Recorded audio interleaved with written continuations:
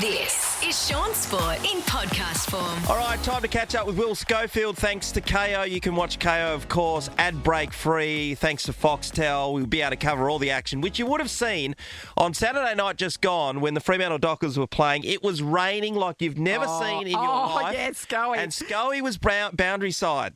Scully. Yeah, hello guys. Look, I've just dried myself off from Saturday. I was like an absolute wet dog out there. Yeah. Seriously. Shawnee, I know you've dabbled in a bit of boundary riding. Yeah. One of the security guards they do a great job. We've got a lot of respect for them.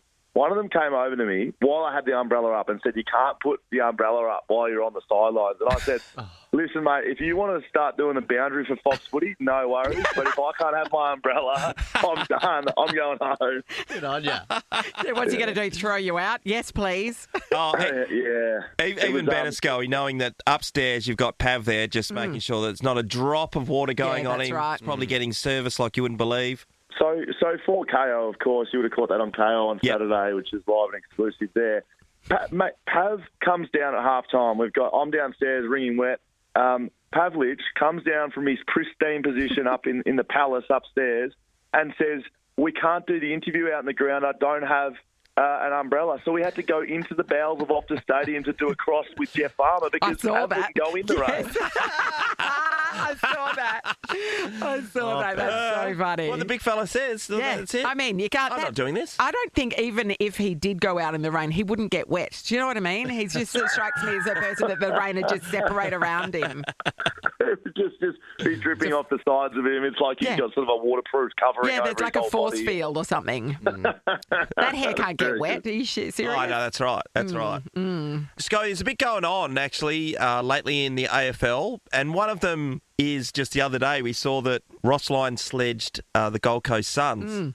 And Damien Hardwick beat back after that they were able to beat the Saints. What did you think of that Ross called the Gold Coast Suns the Nepo baby of the AFL? Yeah, so I look at this incident and I think a couple of things. Ross is just having a laugh before the game. Yeah, I don't think he's actually sort of writing around and thinking about too much. He's probably just off the tongue to slip that out. But Damien Hardwick's response was like directly post-game. So he wouldn't have seen it before the game because he's coaching his team, right? Like he's not watching Ross Lyon's comments before the game. So he finishes the game, they win. It's a good win to Gold Coast. They'll be top four, by the way. They're in very good form. Yep. And then he goes straight to the press conference. So I think the Gold Coast media manager is doing their job very well because he's worded him up and said, "Look, this has happened. They're going to ask you about it. Just have something tucked away in the back pocket." And he's come out with a double-barreled shotgun and gone, "Don't worry about the Nepo babies. Worry about the 13,000 people that are sitting in the crowd on the weekend." That is the lowest crowd St Kilda have ever had at Marvel this weekend. Wow. Ow. 13. So, yeah, I don't think Damien was very happy with Ross's comments, but I enjoyed the back and forth. I don't think that Ross and Damien are sitting down for a bottle of wine anytime soon. I just got that vibe that they're not great, mate. Yeah, it did. Big time. Yeah, which I kind of like. I don't like this idea that everyone's friends in the AFL. Yeah. Like, I think we see too much hugging and carrying on, and before games we've got guys slapping up. And this is no place for mutual respect, is it? I agree with you, Scully. I agree with you. You know, they finish a game and you've got pants and you're going up, blokes are hugging and high-fiving. Come on. Like, are you kidding me? I don't mind. Well, number one, I don't mind mutual respect. That was very good, by the way. I don't mind mutual respect. But you don't have to, before the game, you can respect someone without hugging them and giving them a kiss on the side of the face. Like, there's just too much love. You're about to go to war with some of these blokes. You got the biggest rivals in the AFL and blokes exchanging numbers before games. Give us a call after. We'll go out for a bit. Like, seriously. Get into it, go head-to-head, and then after the game, that's when you can show mutual respect. That's when you can shake hands. So what did you do in your day? It was just a pat on the arse, wasn't it? Is that what it was? I was a big... He's very handsy, Will. Yeah, I was Famously. a big... I don't know. When did you retire, Shaun? Did we play on each other? 2000 and end of 8. So, yeah, well, so I was in my second year. It was probably going sort of downhill by that stage for you, I'm assuming. So as my career. I was very lively still. As my career was. Excuse me, didn't you finish with a premiership, didn't you? Isn't that what happened? Yes, yeah. Well, don't worry, we remember. But yeah, I did that and then sort of off the cliff kind of areas. But I used to always shake hands. Like I made it a point I would shake hands, mutual respect out of the playbook, but it was just a shake of the hands. It was usually a shake of the hand and then an elbow to the chest. I agree with that. I absolutely agree with that. For sure, 100%. Hey, here's the other thing. Alex Pearce, for 3 weeks. Now, the club are likely to go pretty hard at this, but 3 weeks is probably where I see it standing, but I just don't agree with it. You're a backman. What did you think? Yeah, I actually had a bit of feedback from someone today that I've been banging on about this too much. But okay. I've been big on... but let's talk about it. Yep.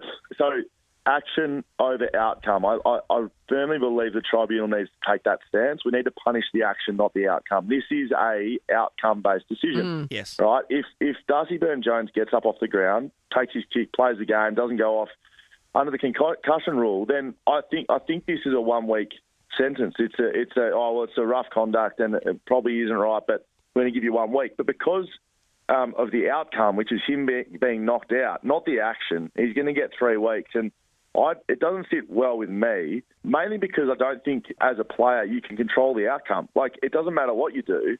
You don't know what's going to happen from an outcome point of view. You just can only control your actions. So if players can only control their actions, i.e. Alex Pearce making a player to go at a ball, in the 0.1 of a second before they hit, he takes his eyes off it because there's something moving in front of him and it happens to be a person.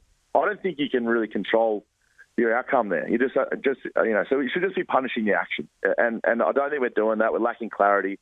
And I think it's going to be disappointing if Freo lose their captain for 3 weeks. Yeah, it's a big loss coming up against Gold Coast Suns too. Great player. Yeah. It's a tough position because otherwise you're just pulling out and then everyone's going to go you. And I don't think it's a bad action in the end. You want to see players come back with the fly of the ball. And you want to see opposition try to contest that action. Like, I don't know if punishing this by 3 weeks gets this out of the game either. That's what the AFL's trying to do. But I don't think if you give Alex Pearce his time again, he'd do anything differently. No, that's the thing. Yeah, that's true. It's just a punishment that's not going to really change anything, which just creates frustration in punters like all three of us. Yeah. Well, how do you think the AFL have handled themselves this year, Scully? It seems like they've been completely off with a whole heap of things, although they patted themselves on the back the other week, and I know Laura Kane's been brought up with this. We think everything's going okay, but it seems to be like they've missed the boat a lot. Well, I think it was worse than going okay. I think it's never been better. We've never seen the game better. I think that's verbatim what was said. Like, what do I think? I think that they're not reading the room. I think that they're trying to administrate the game to how they see it should be administered and not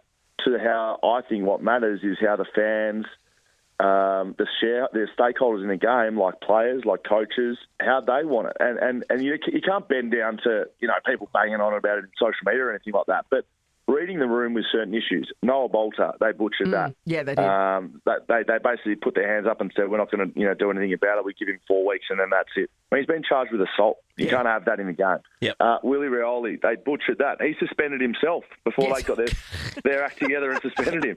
You can go on and on. I don't think they're having the greatest year of it, and I think it's been well publicised that they've probably missed the mark on quite a few issues. No, better than ever. Laura Kane said so.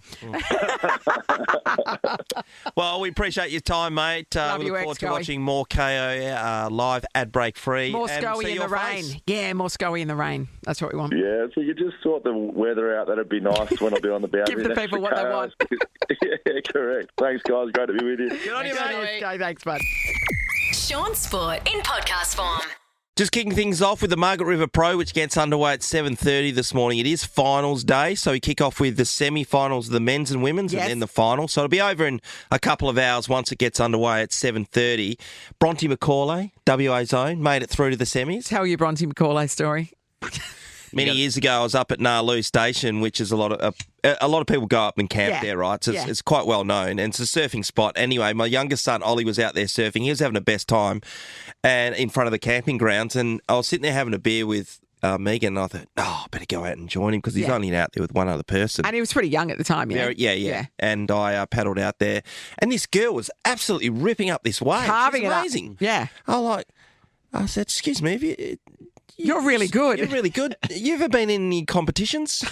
She's like, yeah, a few. And I went, oh, really? That's great. What level? She goes, the CT, which is the top level of surfing, and I went, "Oh my God, what's your name?" She said, "Bronte McCauley." Yeah, I was like, "Oh." Shaun told Bronte McCauley she should go in a competition. Yeah. Right. I mean, you weren't wrong. You weren't wrong. Well, a week before that moment, I'd seen Jack Robinson and Cal Barry out surfing, and he talked to Ollie, and I was too nervous to say hello to him. Oh. And he wasn't even a big star then. How many people do you meet surfing? Don't you hang out with Rick Arden as well in the ocean? I don't think we can put Rick Arden in the same conversation I mean, as so Jack Robinson and Bronte McCauley. Yes, you can ask Rick. No, Rick, We love you, Rick, but come on. Rick, he's so funny. Dislocated his shoulder a couple of years ago when we were down south in the Christmas period, and there was a whole lot of guys. I was saying, "What's going on with Rick?" All these people are helping him out of the water. Oh, no. Carrying him up the stairs. To be fair, they carry him everywhere, so it's fine. Anyway, check out Margaret River if you get the opportunity today. Yeah, awesome. The focus on yesterday in the sporting landscape, particularly in WA, but also East Coast, was the fact that Alex Pearce, captain of the Fremantle Dockers, received 3 weeks from the MRO. Yes.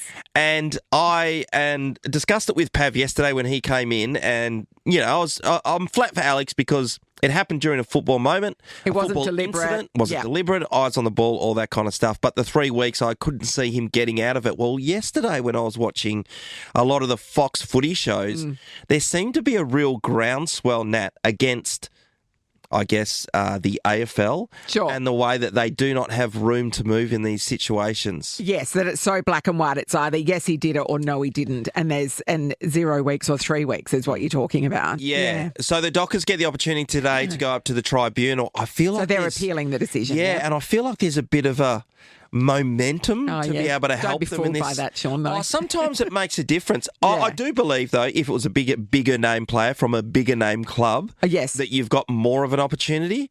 But I haven't seen so many different experts and former players and those big shows like Gerard Whateley and Gary Lyon, for instance, or the people on the couch, which is Nathan Buckley, Jonathan Brown.